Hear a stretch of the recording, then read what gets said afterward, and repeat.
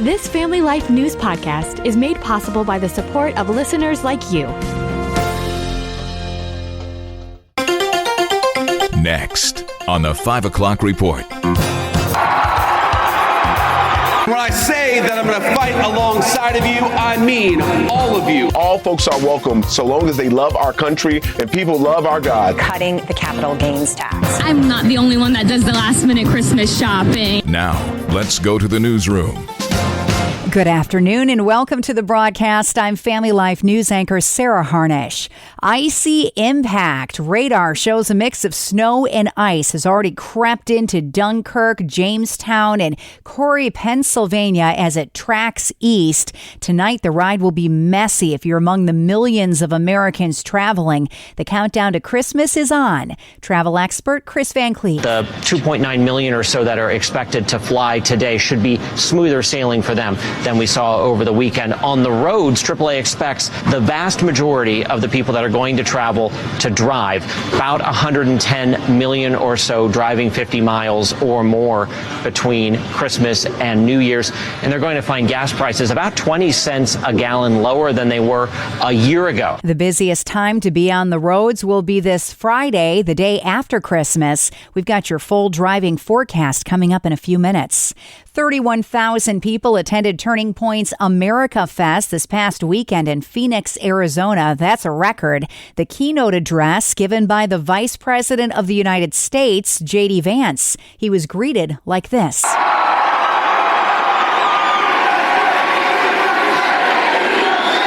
Vance making his boldest play yet to lead the post-Trump era. When I say that I'm going to fight alongside of you, I mean all of you, each and every one. Make America great again because every American is invited.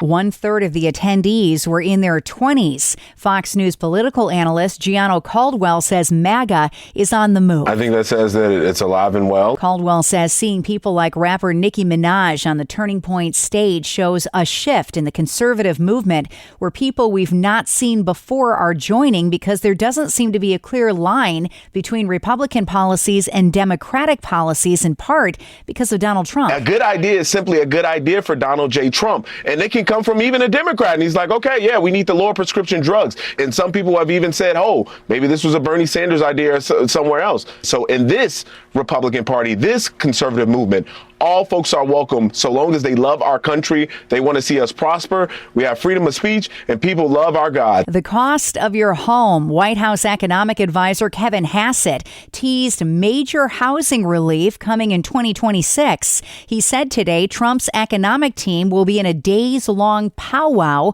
over the holiday break. I expect that most of us are going to be down for a big chunk of the week after Christmas at Mar-a-Lago, going through all the plans for next year. And definitely we have a big list of housing ideas that have been vetted very carefully by the cabinet secretaries to present to the president in a week or two, and we'll see which ones he picks. Jackie DeAngelis is host of The Big Money Show. They've floated some ideas, portable mortgages, rolling back regulations for more supply to come on the market. But what I think the big one might be is cutting the capital gains tax. She says Americans with low interest rates on mortgages have been afraid to move since the pandemic. To allow people to turn their homes over, to not be afraid of selling and moving. Combine that with interest rates, which we're expecting to come down over time, maybe another point in the next 6 months or so. Yeah. And all of a sudden it becomes attractive for people to move around. They've been sort of locked up because they don't want to let go of their low rate and pay that incredible capital gains tax. The U.S. Coast Guard is pursuing another oil tanker off the coast of Venezuela.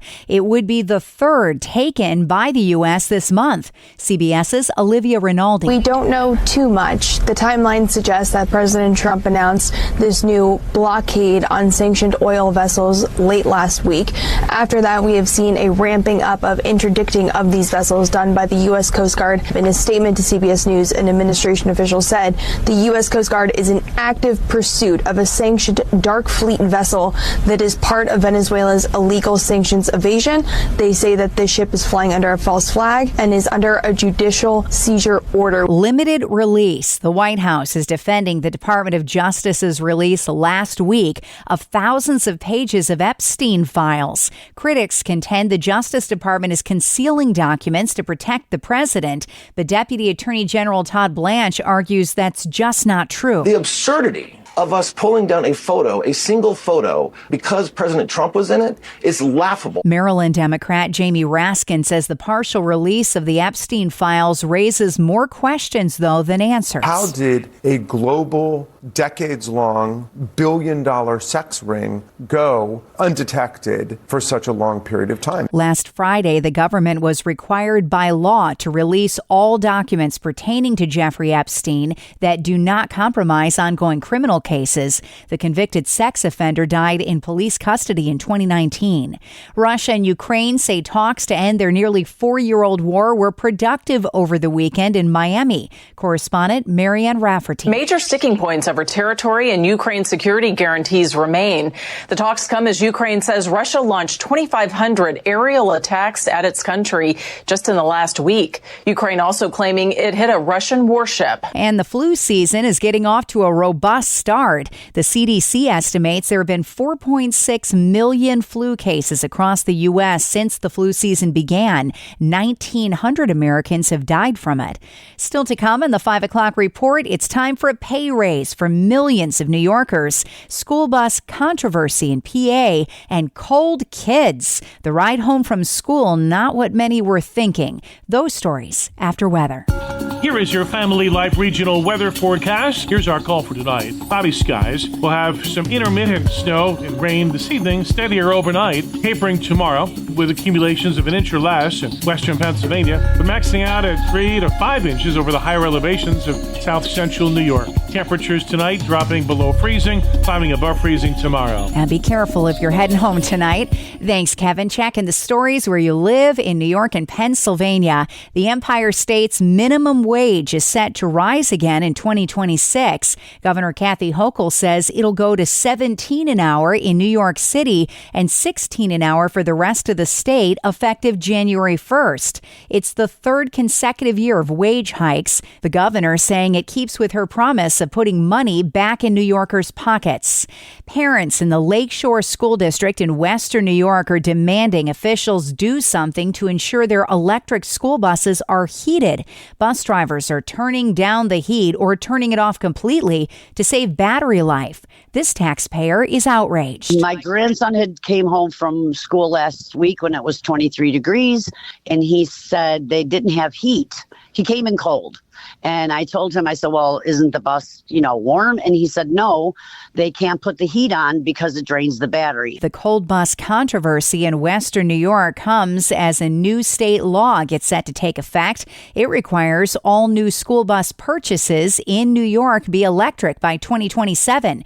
Republican State Senator Alexis Wheat. They're living in New York City, which is also la la land, because this is a city-centric mandate. This might work in New York City where the bus routes may be a quarter of a mile to a mile long, and gas stations are hard to come by in a city that's so overcrowded and developed. That's not the case on the rest of New York, whether you're on Long Island or upstate. She's sponsoring legislation to give school districts the choice of which buses they want to buy, electric or gas-powered. A Pennsylvania school bus driver has been fired for telling unruly students to speak English. Diane Crawford put up a sign banning students from speaking Spanish, saying she's not being racist, but trying to stop kids from being bullied without her understanding what they're saying. 66-year-old Crawford lost her job of 3 decades with the Juniata School District after there was a public outcry over her sign. And new funding is bringing renewed hope to families facing brain diseases across Pennsylvania. Details from Family Life's Brian Query. State lawmakers gathered at the University of Pittsburgh School of Medicine last week to announce $5 million in new funding for research into neurodegenerative diseases, including ALS, Alzheimer's, and Parkinson's. With cases of these diseases expected to rise sharply in the coming decades, supporters say the investment is about accelerating research, improving treatments, and giving families hope where few options currently exist. Brian Query, Family Life News. Next at 5, we speak to Dr. Ralph Kerr every single Monday with the Teaching and Learning Institute. Today, we get to know him a bit. Here's his sit-down with our own Bob Price. Let's listen in. We want to do something a little different today. If you're willing to play ball with us, we want to get to know Dr. Kerr. Who is this guy? I had a person come up to me in the grocery store and say, "Who is Dr. Ralph Kerr?" And it got me thinking about this a little bit. I want to just begin with having you explain your background in education. Well, as I told you, Bob, people probably fall asleep during this program today, but I'm happy to share the information with you. I actually have a Bachelor of Science degree in business from SUNY Brockport, and then a Master's in Science in Counseling, also from Brockport. Okay. Then I have a doctoral degree in Educational Administration from Syracuse University. I started as a teacher in business, then I became a guidance counselor, then I was a building administrator, and then I was a superintendent of schools. Wow. That's why we love having you on, because if there is a job in education, there's a good chance that Dr. Kerr has had it. Did you ever serve food in the lunch line during the cafeteria? Actually, I did, yeah. He's done it all. And one of the greatest memories I have is when I think back to who my favorite teacher was, and everyone that asks, I'll give them a name and I'll give them why. But I've got to ask you that question, Ralph. Who was your favorite teacher and why? Well, I have two people I want to mention. One was in high school. The guys in our class were not interested in education whatsoever. Yeah. They were really interested in the girls that were in the high school, and sure. I include myself in that. Yeah. So I don't know if you're old enough to remember, some of our listeners will, the show on TV, Welcome Back, Kotter. Oh, yeah. Yeah, well, that was the male part of our class in high school, and the teacher in that class used to say regularly, and this is a direct quote, which I remember from so many years ago, "You guys are going to be good for nothing but ditch diggers." He was, I think, trying to use that as a motivational factor, and I thought as I went along and got my education, I'd love to be able to track him down and say, well, this ditch digger did okay, I guess. He did. The second person was someone who was really a mentor to me when I became an administrator. He was a tremendous risk taker, and he taught me to be a risk taker, and I've certainly done that through my career. That's awesome how that one teacher that remembers the scripture, what man meant for evil, Ralph Kerr meant for good. There you go. That's Dr. Ralph Kerr in the house. You can subscribe, listen to, and share Issues in Education and all of Family Life's original podcasts at Apple Podcasts, Spotify, YouTube, or at familylife.org. Is insurance biblical and is it wise? Hi, I'm Rob West with another Faith and Finance Minute. While Scripture doesn't mention insurance directly, it clearly teaches the principle of planning wisely for the future. Proverbs 21:20 says, "The wise store up choice food and olive oil, but the fool gulps theirs down." Insurance is one practical way to live out that wisdom. It helps protect us from the unexpected, whether that's a medical emergency, car accident, or home disaster. It's not about fearing what might happen, but about wisely preparing for what could. Remember, too much coverage can be wasteful, so seek wise counsel to determine what is truly needed. As stewards of God's resources, we're called to provide for those in our care. Insurance can be one tool that helps us do that faithfully. We can help you learn to manage your money according to biblical principles when you download the free FaithFi app. You'll find it on our website at faithfi.com. Coming up on the 5 o'clock report, be honest. Did you wait to buy Christmas gifts until this week? Well, if so, you're not alone. That story after weather. I'm Kevin Williams, and here is your Family Life regional weather forecast. Some messy weather is ahead tonight into tomorrow. Snow and a wintry mix ahead of a warm front will put down enough accumulation to slicken some surfaces travelers take note. But Christmas Eve and day, by and large, look quiet. Post-Christmas, though, another system could bring some snow, ice, and rain Friday into Saturday. Here's our call for tonight. Cloudy skies. We'll have some intermittent snow and rain this evening, steadier overnight. Tapering tomorrow with accumulations of an inch or less in western Pennsylvania, but maxing out at 3 to 5 inches over the higher elevations of south central New York. Temperatures tonight dropping below freezing, climbing above freezing tomorrow. Thank you, Kevin. Finally at 5, today's a big day for retailers reeling in procrastinators, those that wait until the end to shop for Christmas. I always save it last minute. I try to push it off as long as I can. Went to Nordstrom, the Lego store, Lululemon, the crowd, so many people. It made me feel like I'm not the only one that does the last minute Christmas shopping. If you're feeling down on yourself, though, as many as 51% of shoppers do some of their gift buying in the final days or all the way up through Christmas Eve. And that's the world that we live in for Monday, the 22nd of December. I'm Sarah Harnish, and this is the 5 o'clock report on Family Life.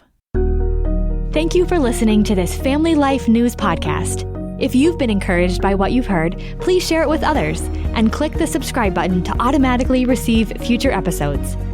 Family Life is a listener-supported ministry. Podcasts like this are made possible by your financial partnership. Find out more at familylife.org.